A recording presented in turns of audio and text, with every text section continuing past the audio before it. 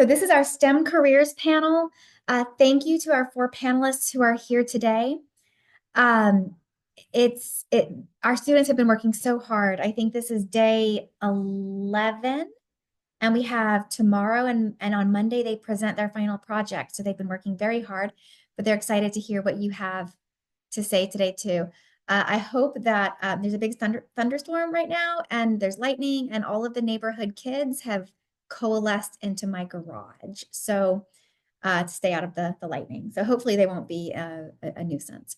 So And first, just to oh, interject, yes. you can shorten this one because I I did this in the morning because Megan was here with us yesterday. So just so you Yeah. know, students have heard it. So if you condense it. Yes, just a reminder, Dr. Megan Reed is a researcher, entrepreneur, and technology transfer professional with a PhD in biochemistry and an MBA with a focus on entrepreneurship. She's currently working at UAMS doing amazing cancer research. She's also serving as technology manager at UAMS BioVentures. And she's also the co-founder of SciStar. Dr. Krakowiak and I can personally speak to how grateful we are for SciStar, a scientific consumables company created to address pricing and supply chain gaps in the research community. They have saved us a lot of money in our biology budget. So we appreciate Megan and SciStar. Another panelist we have today is Mariano Alvarez, who's the Chief Scientific Officer and co-founder of Avalo. He holds a PhD in ecology and evolutionary biology from the University of South Florida and did his postdoctoral work at Wesleyan University and Duke University. Mariano is interested in using evolutionary biology and statistics to create more sustainable, resilient food systems. And he also is broadly interested in the intersection of biology, informatics, and society, and continues to pursue and research at the intersection of genomics, environmental change, and machine learning. I know that will really resonate with many of you. We're also joined today by Dr. Daisy Krakowiak-Wiebe. If the name is familiar, this is because Dr. Wiebe is Dr. Krakowiak's younger sister. And she's back for, I think all of our panelists have spoken on panels at ASRI here and there over the last few years. And so Dr. Wiebe works for the Ryan White and Ending the HIV Epidemic programs in West Palm Beach, Florida. She leads system-level quality improvement projects, data analyses, and evidence-based program implementation. She utilizes Tableau, Lean Six Sigma, and the model for improvement to improve health outcomes across the HIV continuum of care. Her recent projects include implementing a data to care model for persons with HIV who are out of care, improving data quality through surveillance imports, and correcting unintentional biases in report definitions, and leading the Identifying Disparities to Engage Action Quality Improvement Project. Her PhD is in epidemiology from the University of Washington, and she has a Master of Public Health from the University of Utah. And we've also got Dr. Sarah Burnett. She is a project toxicologist at the Center for Toxicology and Environmental Health, a scientific and environmental consulting firm headquartered in North Little Rock, Arkansas. She conducts evaluations of human health risk and chemical causation to support litigation and directs environmental monitoring and sampling efforts to support emergency response incidents involving chemicals. Prior to joining CETA, she received a PhD in interdisciplinary toxicology from Texas A&M University in 2021, where her work characterized the hazard, risk, and population and species variability of drugs and environmental chemicals using in vitro models. Dr. Burnett is passionate about toxicology, risk assessment, and scientific outreach, and enjoys being part of a fast-paced, multidisciplinary team working on diverse scientific projects that impact and improve human health. And before we jump into our first questions, I want to say two things. I want to invite our panelists to use the chat feature if you'd like. Students will be asking questions, and if you want to answer a question in chat, we'd love it if you do that. And second, I want to say to the students, sometimes I think you students have a little imposter syndrome. Like you think you can never be like our panelists, but you will be someday. I know that you will be someday. Because all of our panelists were once students like you, and now they are here to share their knowledge with you and their advice. And so I'm going to start out by asking um, each of our panelists If there's anything else you want to add, maybe a quick sentence or two about like a recent project that you've been working on to kind of help fill out the bio that I just presented. So I think that I'll start with Dr. Reed. Is there maybe a recent project you're excited about that you'd like to summarize for the students? Um, there's one I'm working on right now that basically I'm engineering CAR T cells, which are basically like immune cells that can be targeted to a specific type of cancer. So I'm working on a project right now where we're engineering them to be more responsive for different types of solid tumors. And we just finished submitting our basically it's like a non-provisional patent application. So it's been interesting to see like that project from an idea stage all the way to where it is right now. Yes, excellent. Thank you. Dr. Burnett, what about you? Something recent you're working on? Yeah, I'm actually in the field right now. I'm at a hotel conference room working on a project right now. So easy question. One thing I've been working on recently is the East Palestine train derailment. Most of you or many of you may have heard of that in the news or in the media. A train derailed and CTEH responded to that incident and conducted air monitoring, surface water sampling, and a lot of outreach with community members to try and help them understand the situation and communicate science so that they could make the best decisions for themselves and their families. So that has certainly kept me busy recently. Sounds like it. Very important work. Dr. Wiebe, what about you? Yes, so a recent project I'm involved in, I'm in an advanced learning lab, so you just continue to learn even as you get to, this um and learning lab with other clinics, other jurisdictions that also do the similar work for improving HIV care. We're learning and applying Lean Six Sigma, quality improvement tools, and the thing I'm working on is to really improve our linkage to care for our clients. Some things that are kind of cool we're doing is, and it's a kind of different data that I gather a lot of times, but still can be quantitative as well. We're doing like secret shopper to test how well is our system working. So we don't have our clients there, but we are testing out our system. Are we actually able to get them linked to care with all of our mini clinics all across the county? Something called a Gemba walk, which is actually walking through the clinic or through a phone call or something that's more hands-on, so you actually get real-time hands-on data as to how it's actually working. Some other thing, we do flow chart mapping, but anyway, so it's interesting. As you'll probably learn, I've applied my epidemiology degree in kind of a different way. So it's also all for you all if you're thinking like, how do I apply maybe some of this what I'm learning, but I'm kind of interested in maybe a different direction. So happy to Thank be here. you. Thank you. And I have to say, when you said always learning, I saw all the other panelists nod. Yes. Um, I think we are all in fields where we are lifelong learners. Dr. Alvarez, what about you? Yeah. Also always learning, which is a lot of fun. A lot of our time right now is being devoted to our two biggest projects. The first is developing a lower carbon footprint, low impact cotton production system in Texas that we're commercializing with some big cotton buyers, and also the same type of project, low impact, low carbon footprint sugarcane, and that's work with Coca-Cola. So those two projects involve a lot of R&D. We're using a lot of predictive analytics to make the seed breeding process and the production process, the process of growing those crops more efficient. So that keeps me busy. Excellent. Thank you. Something I want to talk about at the outset is the importance of mentorship.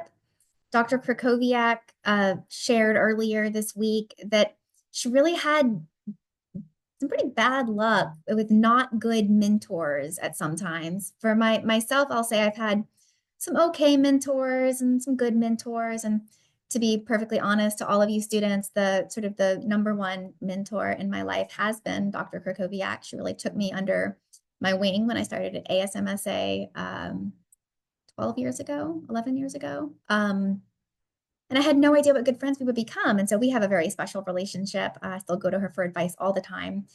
But I think when we talk about mentors, the students, they usually think about the professor whose lab they're working in, maybe, or a professor whose class they're taking.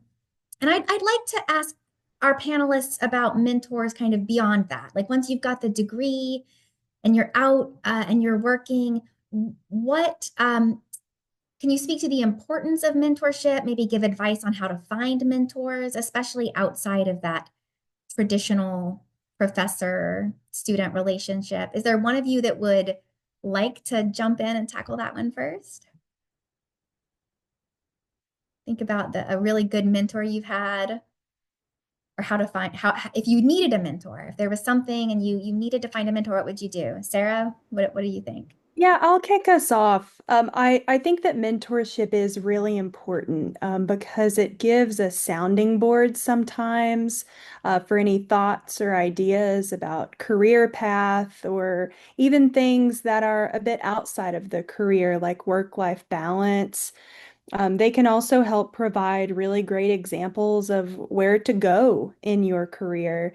I think that I have been very thankful to have met and been mentored by a lot of great mentors, Dr. Krakowiak being one of the very important ones for me. I think that outside of some of the more traditional teacher, professor, research advisor type of capacity, there's often a lot of opportunities for mentorship in some of the professional organizations that you may become involved with throughout your career.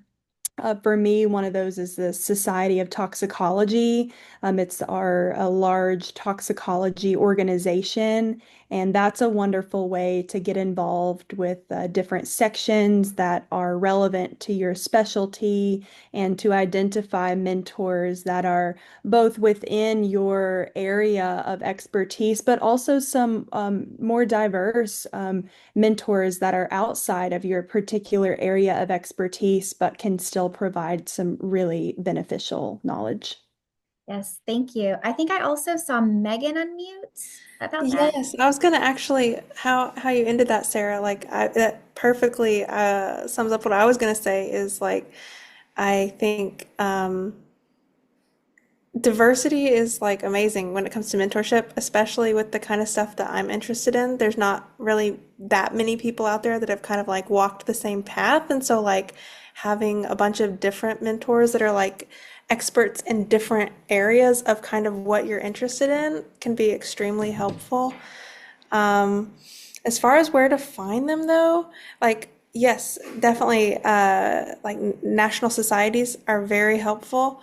Um, some of the stuff I was interested in specifically was like more on the entrepreneurship side of things. And so I like the only way I found out how to find mentors is just to go around telling everybody, oh, this is what I want to do. This is where I want to be going eventually one day. And then you'll somehow find your community of people. Yeah, I feel like when you said going around and talking to people, it made me think early in my career, I tried to say yes as much as possible. And that got me in spaces working with people. I remember when someone handed me the ASRI, that someone who had been in charge of it the pilot year came and she said, I don't want it. Do you want it? And it scared me. I mean, I was intimidated, but I said yes because I felt like I need to grow, I need to build, I need to make something. And then I had Dr. Krakowiak and I had interacted some, and I guess I just emailed her and said, "Can we do lunch?" And we went to Collective in downtown Hot Springs, and I said yes to this. I don't know where to start. Can we do this together? And I will. And to her credit, she said, she said, yes, we can do it together, or like, but I don't want to take it from you. And I was like, no, please, 50-50 partners. And we have been since then. And now I will caveat that with Dr. Krakowiak. Do we say yes to everything now? No, our plates are very full. And so at some point you have to shift and start saying, thank you for thinking of me, but I can't do that right now. Yeah, so another question that I have is really regarding data and data science and data analytics and coding. When I was in high school, honestly, my high school didn't offer any coding classes. I graduated in 2005, so it wasn't that long ago. And data science has obviously exploded, and with machine learning and now AI, it's become it's everywhere. I think we all sense that it's everywhere. Would any of the panelists like to speak to how you use, because of course, here at the ASRI, students have been learning, they've been coding all week, gaining skills in either R or Python, looking at data visualization, statistical analysis, building their data portfolios. I'd like to know, how are you working with data on sort of a day-to-day basis, and what skills do you think the students should be focusing on as they move towards their careers? Is there anyone who wants to unmute and go first? I'll just quickly say something about, I think with all the skills you're learning with coding and statistical analysis, and it can get very complex pretty quickly, but to learn how to bring it back to more of a general audience, whether you're going to be presenting to maybe just a group that's not as familiar with your field, and then maybe they're still, scientists, but it could be policymakers or trying to educate the public, to really kind of bring it back. What can I bring from all this analysis I did, and what can I bring to that presentation? Visualizations are always great, but then also kind of see like, well, how is this going to look? Maybe test it on some folks, like what did they get out of this when you show them the data? So that's something, a skill to communicate back to more of a general audience. And I think visualizations can help, but also obviously the messaging and communicating verbally is going to be key as well.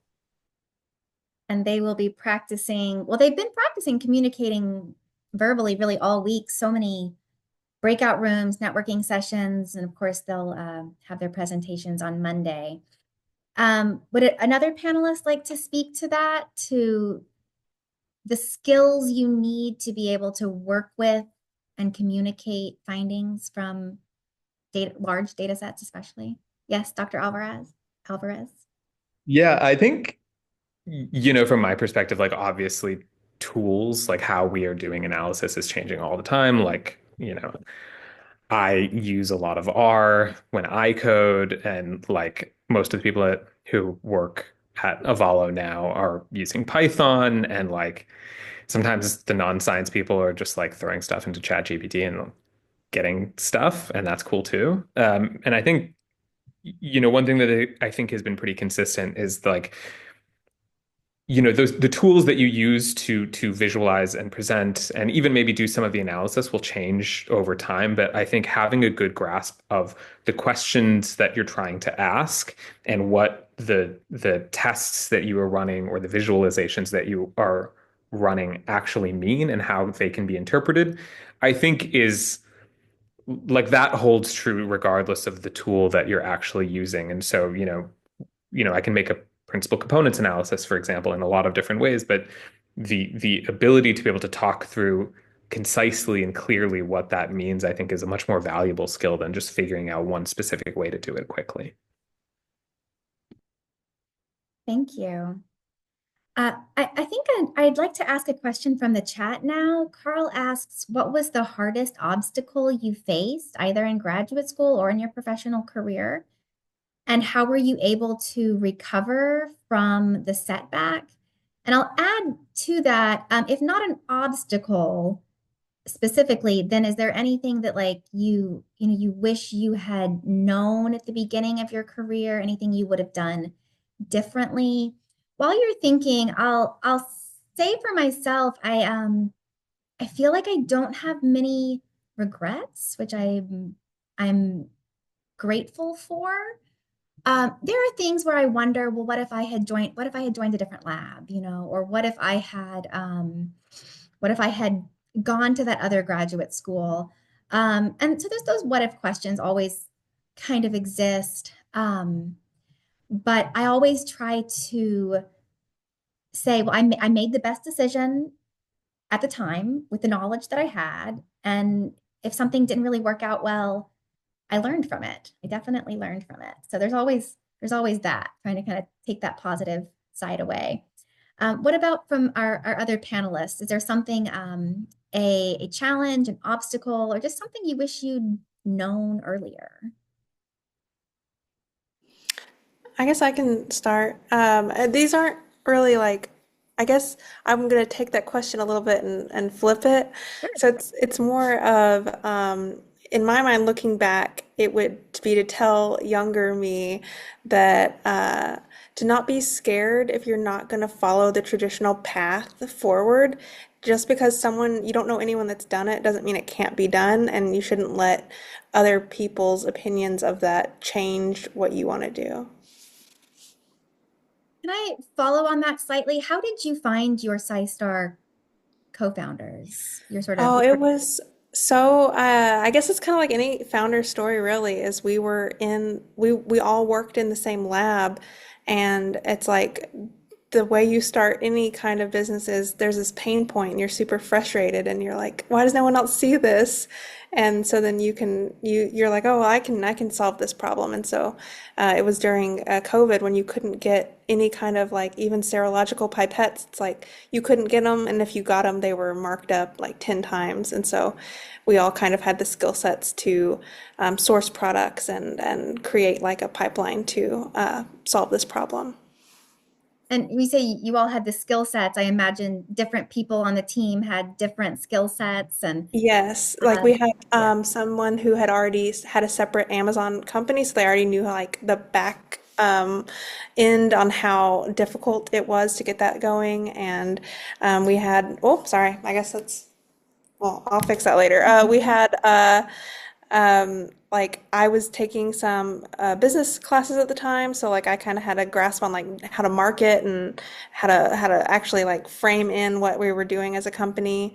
Um, and so yeah, like we all kind of had the right skill sets in the right place, the right time. So Yes, Dr. Krakowiak and I have talked before about how the things I'm not good at, she's good at, and the things that she's not as good at, I'm usually pretty good at. And we're a little yin and yang. And it's really useful to know that like the person who's in your corner is good at what you need them to be good at, which is one of the reasons we have students networking. They've done networking breakout rooms every single day. You guys can thank Dr. Krakowiak for like recognizing the importance of those and always making sure they happen. And it's so you can talk to each other, so you can meet people that are different than you are, but and have different backgrounds, but are kind of headed in the same direction. So you can find your network like that. So that's excellent. Thank you very much. Was there anyone else who wanted to speak to overcoming an obstacle or something you wish you'd known earlier?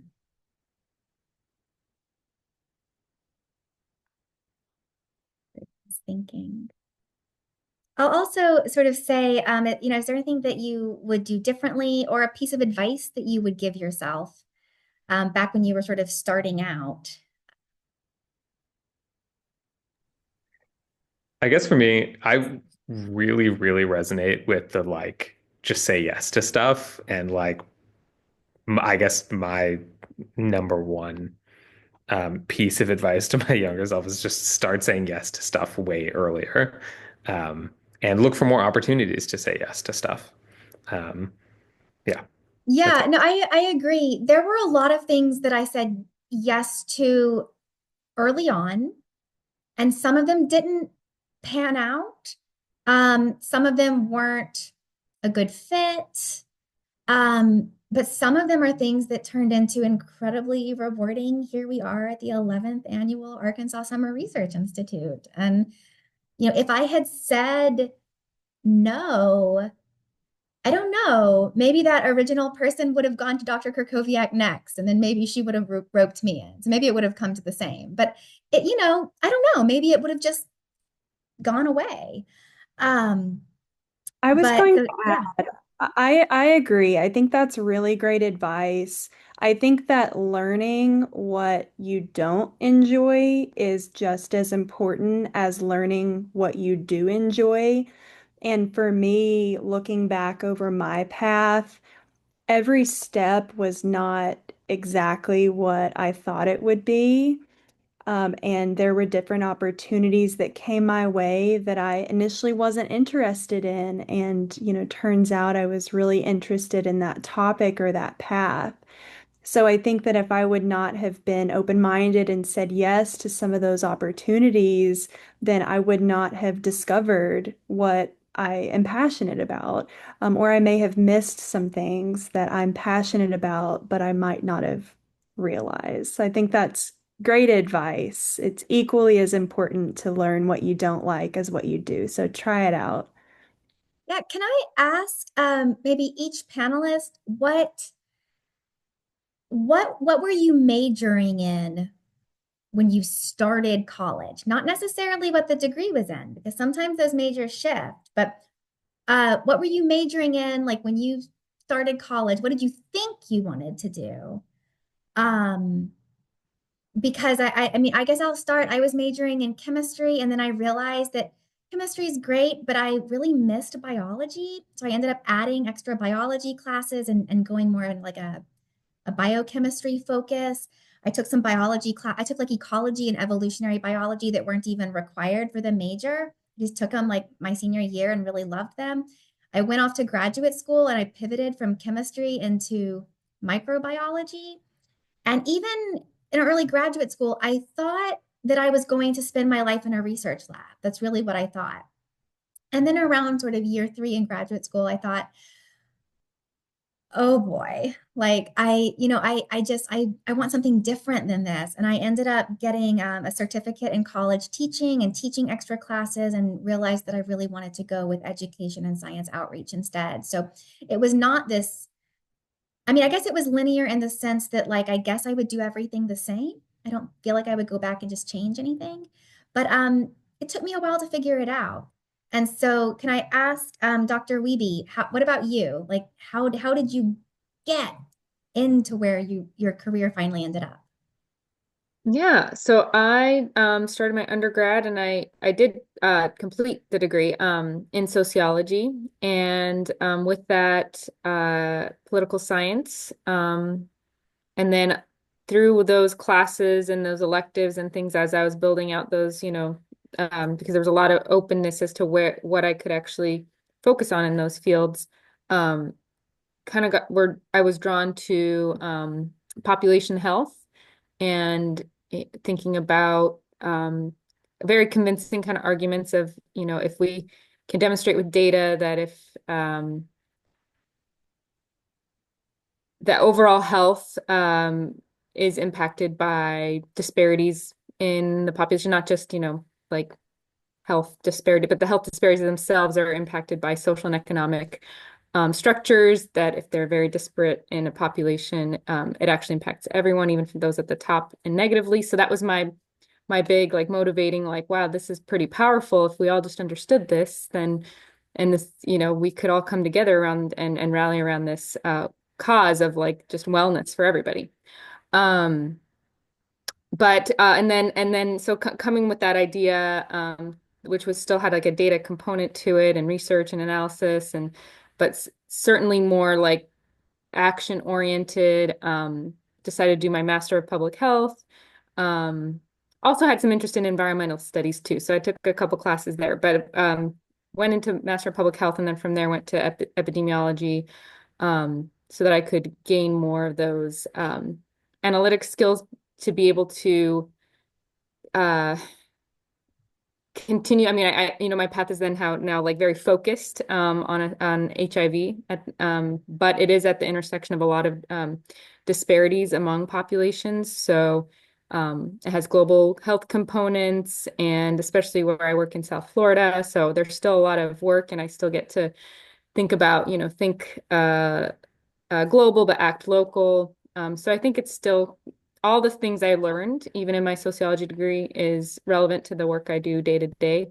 So don't, I guess if you've started into something and you're like, oh, that wasn't right, or maybe you learned what you didn't like, but you'll always kind of carry that forward with you. Like it all helps form what you're going to be doing even years from now. So I wouldn't say that, yes, maybe there's stuff that you just really didn't like and you just kind of put that aside, but it's going to impact you in some way or another. So just recommend that, yeah, you value any experience you've had to kind of get to the place you are today, and then think, where is it that I really want to go from here. Thank you.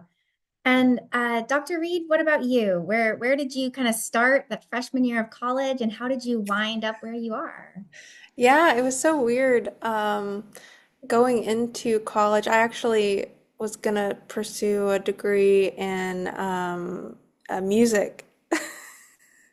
And I had a vocal music scholarship too. So yeah, I went into music, and then I was going to be like an art minor or something like that. And then oh my gosh, and then I was like, oh no, I'm going to do psychology.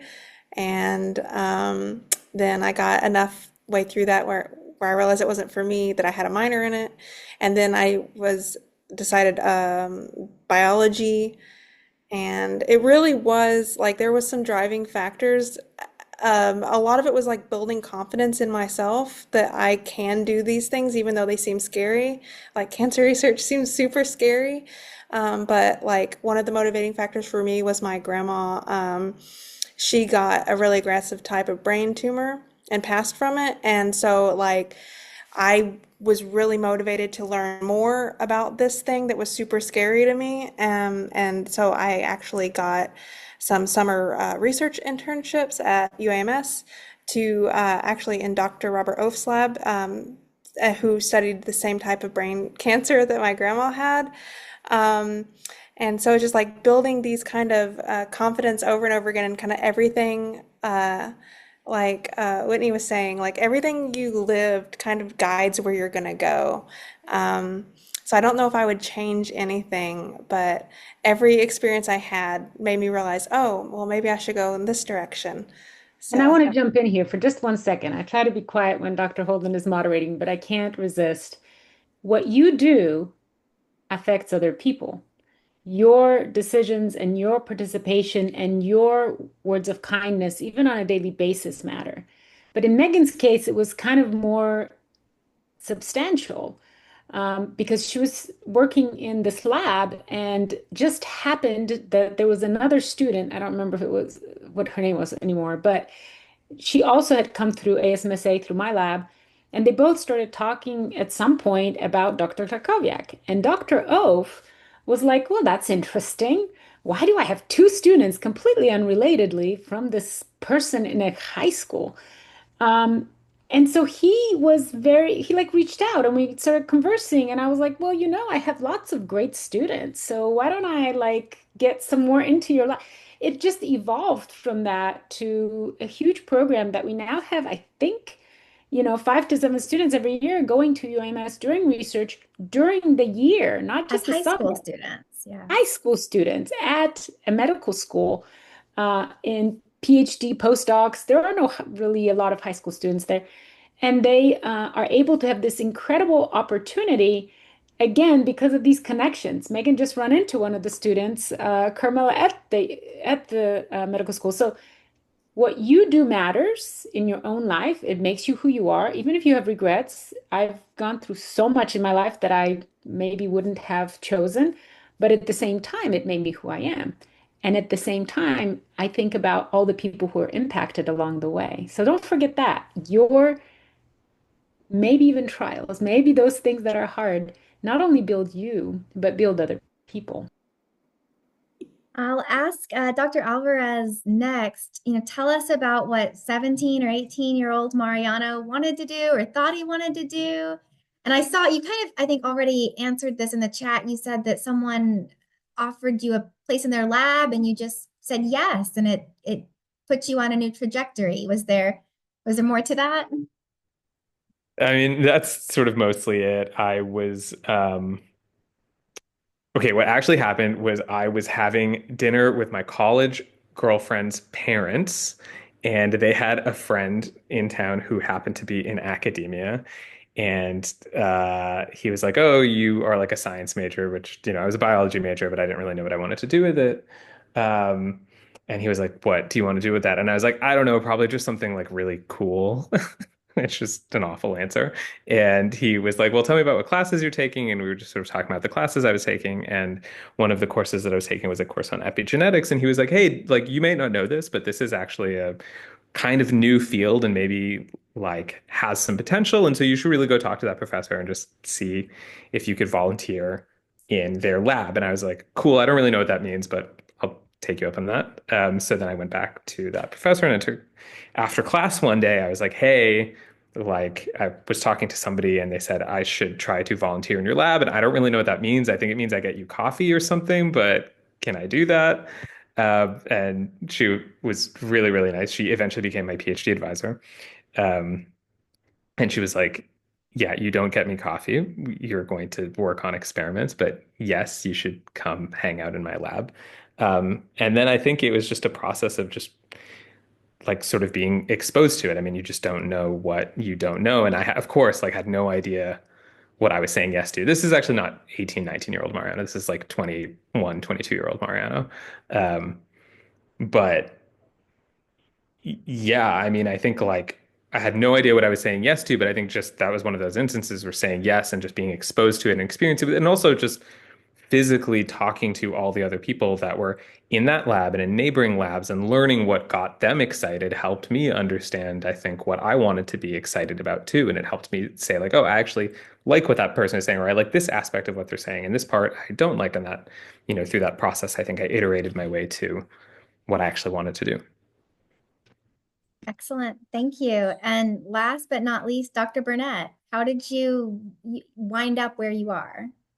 Yeah, I think it's so interesting to hear everyone's stories in answer to this question because I think that it becomes clear to me, and I've always found this fascinating, that I think we all might have a picture of where we want to go in our careers, but I think that probably all of us would agree that there have been some surprises along the way or some steps that have been critical to the career path that maybe you wouldn't have planned 5 years in advance and maybe said yes to, or an opportunity came across. But for me, I started undergraduate for biochemistry. I was pre-med. I always wanted to be a surgeon. That was the one and only thing I ever wanted to be. I never thought twice about any other career path aside from what specialty of surgery I was most interested in. And after my first year of undergrad, I had a couple of internships and shadowing experiences that I got through networking, which is also extremely important. I wouldn't have had those steps without networking and talking and saying yes to things that are out there. But I shadowed a heart surgery. And it was the moment I was like, oh no, this is not what I had in mind about what this would be like. I'm not sure that this is for me. And the same summer, I had a research internship in toxicology that I had said yes to, honestly, as a resume builder, and because all research experience is good experience. But I did not think that toxicology research was something I was interested in. And the summer went by and I loved it. I loved the research. I loved answering questions about the impacts of chemicals on the body or on cells. And I found it really fascinating. And it also allowed me to see that there are so many other career paths as a scientist that were outside of the traditional vision I had always had of a surgeon.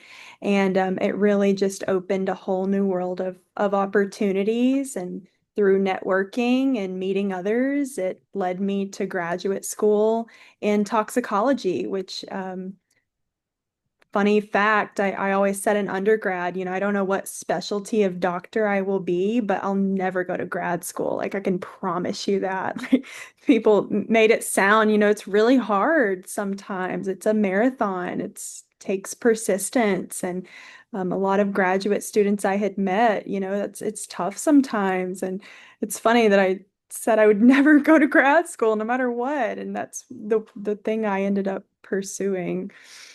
So happy that I said yes to opportunities and networked with people who were outside of my focus area. I agree with all of that, just 100%. And I also love hearing the stories that everyone has.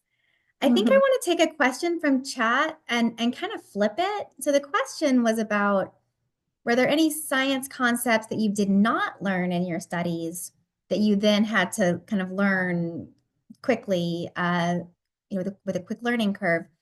And that I think that got addressed in chat pretty well.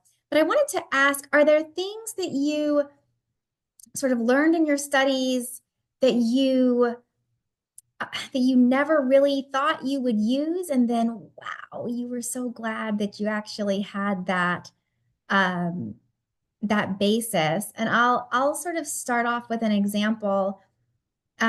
In college, I took calculus 1, calculus 2, and calculus 3 they were required for my degree.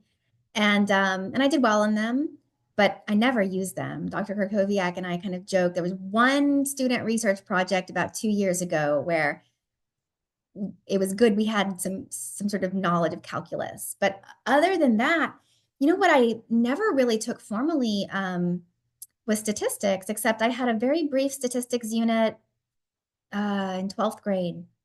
And I enjoyed it. Like I remember being sad it was over, but it was such a small part of the math course. Um, and then, it only came up again in once I'd started a project in my undergraduate honors thesis lab where a graduate student showed me, this is what a t-test is. And now I use them, gosh, all the time, and not just at ASRI, but just all the time. And I actually kind of wish that I had had a little bit of a better grounding in statistics before I got to my professional career, because I did have to learn quite a bit more once I got started. So what about for our panelists? Is there anyone who wants to speak to something that I guess either something they had to learn on the fly, or something that they did learn early on and they thought this is never going to be useful, and then it was? What do you think, Dr. Burnett? I think reading and writing, and it sounds like a really basic answer, but I think writing and scientific communication is so important for all of our fields and all of our areas of expertise. I remember in graduate school taking a scientific writing course, and my advisor had, recommended, which means, voluntold, you get to take this course. And I did not think that it would be the most valuable use of my time. But I got in the class and learned so much about how to write and how to communicate science.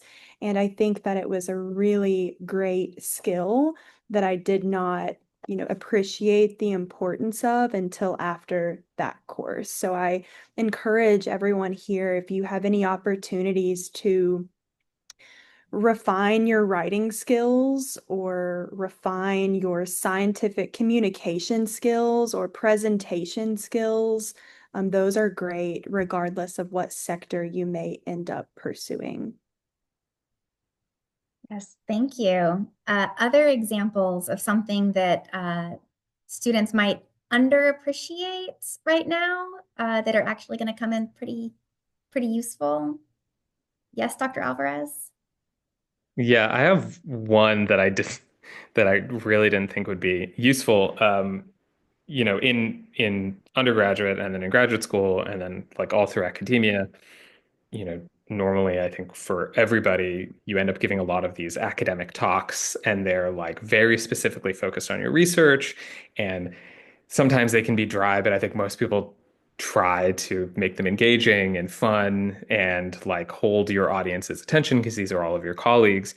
And like that was cool. And I tried to put work into giving a good presentation because it was good for I felt like building skills to be a professor at some point, which is what I wanted to do in graduate school and in my postdoc. And then when I started a company, I was like, well, I guess those, like, I don't know why I spent so much time on academic talks, but actually, as part of running this company, I am talking to investors and talking to other companies and talking to the public like all the time. And all of those, like, getting over stage fright to give a scientific talk actually really helps me out now because now I'm just talking all the time as part of like the business. Um, so yeah, I guess will give another vote for non-traditional skills and definitely soft skills that are not actually soft.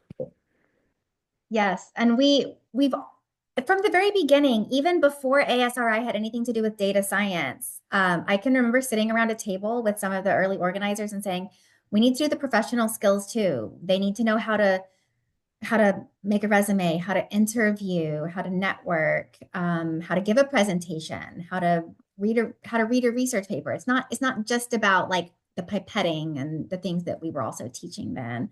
Dr. Krakowiak, I think you I want to have add to jump in something. again, because this is a great story where I was so wrong. And, most people try to hide when they're wrong, but I really learned a lot from this. Daisy was in high school, and I was telling her, you've got to take calculus. You got to take everybody take. And she's like, no, I'm going to take statistics. No, you shouldn't take statistics. It was like this great big thing, right? And sure enough, she's very willful and great at knowing what she wants and who she is. And I love that about her. And she took statistics, and guess who she became? An epidemiologist. She showed me.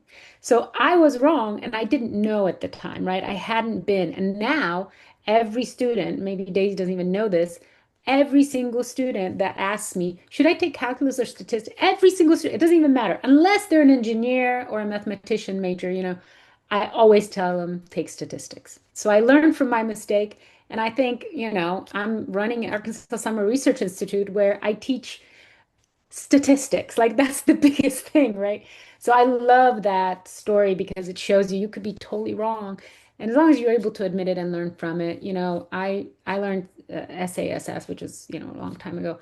Um, as a graduate student because I didn't have enough statistical background. That was most people. We're getting better at it. At ASMSA, we actually have biostatistics that Dr. Dodd teaches to high school students. That's how cool it's become. So I was totally wrong, and Daisy knows it. I was totally wrong. But learn from those mistakes and be able to say, hey, you know what? Maybe that wasn't the best choice. I'm gonna make a better one this time. So we've got about 10 minutes left, and I want to ask this question will go to each of the panelists, but it's about what are some of the most significant ethical dilemmas that you or people in your career field are facing today? I sort of will speak first from someone in education. Of course, the rise of AI and large language models like ChatGPT has really fundamentally changed the way that we have to think about assignments. We as teachers, we have to think about how can we teach students um, understanding that that tool is there and can be used for good, but we also don't want them to just have Chat GPT writing their essays for them either. And so that's something that all teachers are really grappling with these days. But what about you and your varied career choices? Are there particular ethical dilemmas that you and the people you work with are facing, and that these rising students coming into these careers should be aware of? I Yes, guess I Dr. can Reed. Yeah. start. And it's not anything like I'm personally facing an ethical, but this is just like the field. Um, I would say it's super important, and I have always practiced this going into graduate school, but it's super important just to be transparent and like if you make a mistake, own up to it. Because it's like there's been times where it's like there's a lot of pressure in grad school to perform at a certain level, to make a certain number of publications, and it's like that can trying to cover up mistakes or something can go and compound on each other. And now you're seeing, like, in the field of health, you know, like, what was it? Just a few years ago, all the Alzheimer's research was founded on science that wasn't good. And so then we're having to throw out all these medicines, and it impacts people in a real world way that you don't anticipate doing at the time. So I feel like always try to be like, integrity should be number one for science, in my opinion. Yes, thank you. And I think that Dr. Krakowiak and I have a talk tomorrow morning about overcoming the odds in research. And we'll share a series of anecdotes, and some of them will be about that, about things that we encountered or people we were working with encountered when people made choices that were not just sort of certainly were unethical, but damaged other people and published research that wasn't real, and it really does impact people. Um, and so that will be a continuing conversation through tomorrow. What about one of our other panelists, an ethical dilemma that is something that you or people in your field are having to grapple with to some extent?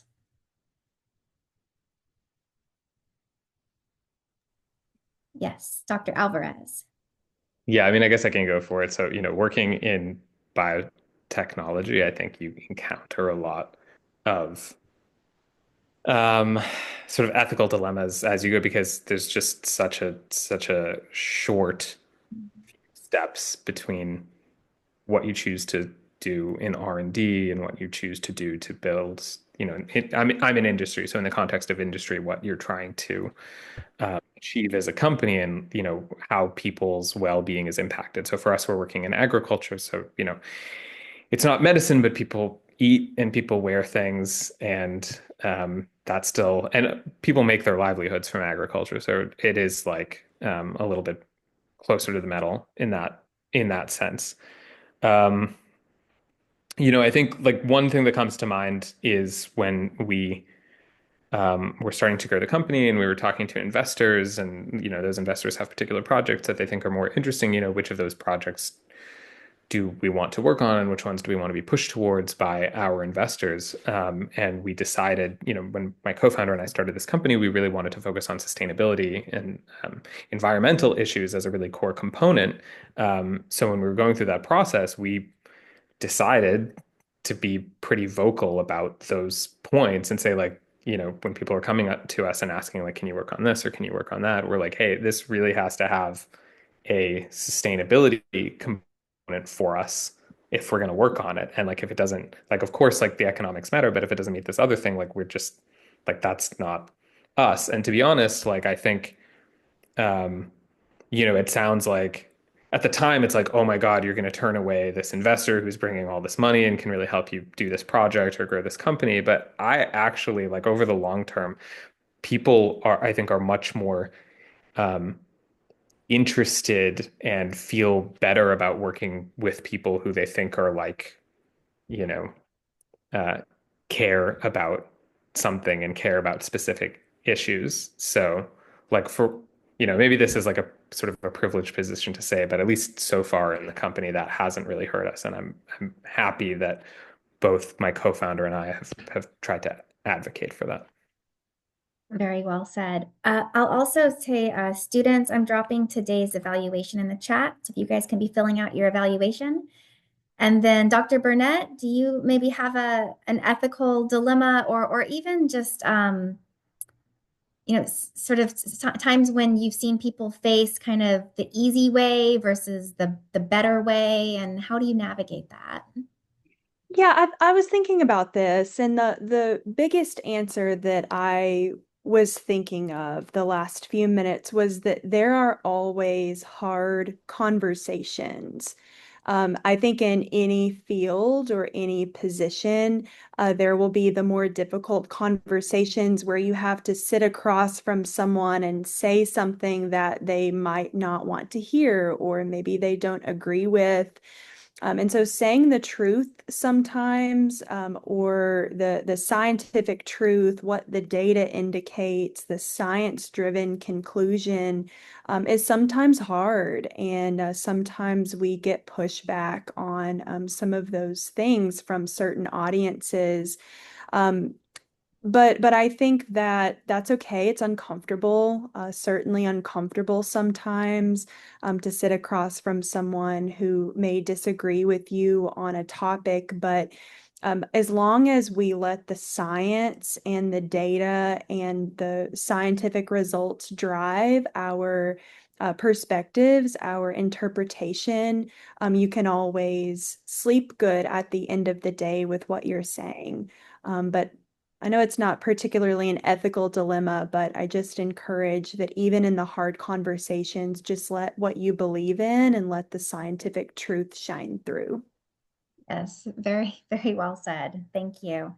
We've got about 30 evaluations in, so students, thank you for working on those. And Dr. Wiebe, do you want to sort of wrap it up? Any last thoughts on the topic? Sure. I liked what was just said about, letting like the data, the results, the science speak for itself, let that shine through. I was thinking about in my work, we collaborate with different partners, different programs. And as the epidemiologist, there is an epidemiologist that does work in more of the traditional sense than what I do now currently, um, and especially at the state level. So I'm always asking those tough questions about, all right, where did this data come from? What are the assumptions? Did we check on, what in this definition of this measure, do we think about this bias? I think a lot of times it'll just be taken as at face value, and people aren't asking those questions. But I've also learned, instead of just pointing out like, hey, this might not be what you think it is or correct, and like then calling others' work into question, especially like publicly, is to reach out to that person and seek to understand. Maybe there's something you don't understand, because that's happened too. Like I assume like, oh, they didn't do this correctly or something, but when I actually talk to them, they explain it, and I realize, oh no, I'm the one that didn't quite get it. So when you have those disagreements, or in your mind, you're like, I don't think this might be right, to collaborate and build on relationships and actually work personally with that other individual who did that analysis or who presented that data, and make it about a positive thing. I want to learn more. I'm here to learn more. And then in that relationship, they, in a positive way, might also realize, oh, maybe, you know what, that is an issue. We should fix that. Thanks for, bringing that up. And like you can get on the same page. So always do it in a positive, collaborative spirit, when you're trying to get like that best data, the best science out there. Yes, and I love to end on that note that in all of the different, these students represent so many different career paths and interests and degree programs, but much of our work in our careers is going to be interdisciplinary. And when you can come together and you can collaborate and you can be positive, and you can work together, this is when you will make the biggest impact. So very well said. Students, I will ask that you join me to thank our panelists. Tell them in the chat how much you've Yes, learned, how and inspiring I it want was. to also be sort of echoing that thanks, but I also would like to say, there's a lot of chat I've been trying to follow, and, we're talking about skills, we're talking about classes, we're talking about all kinds of paths and things. But in the end, it's passion. Daisy was passionate about helping people. And I remember when she went to Africa and my family was scared, like, what are you doing?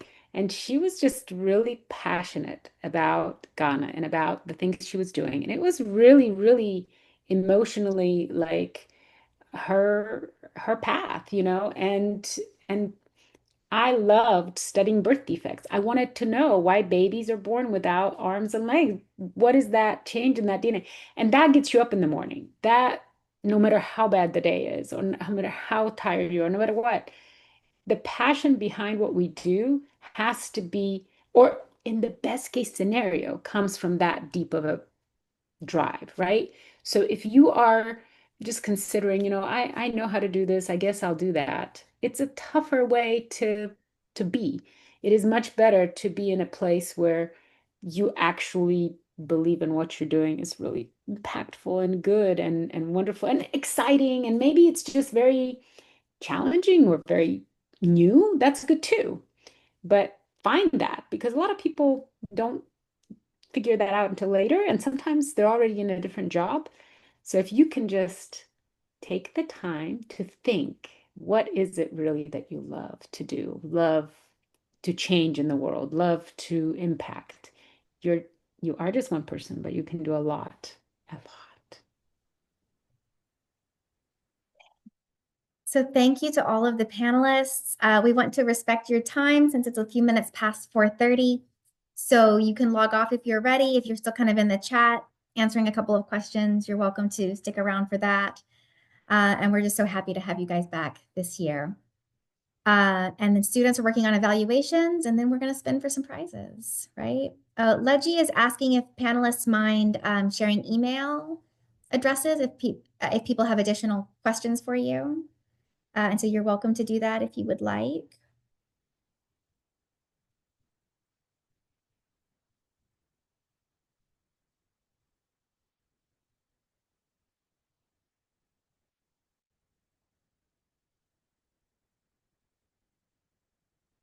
Yeah, LinkedIn or email addresses. That's a great idea. Okay, I believe I will stop the recording now.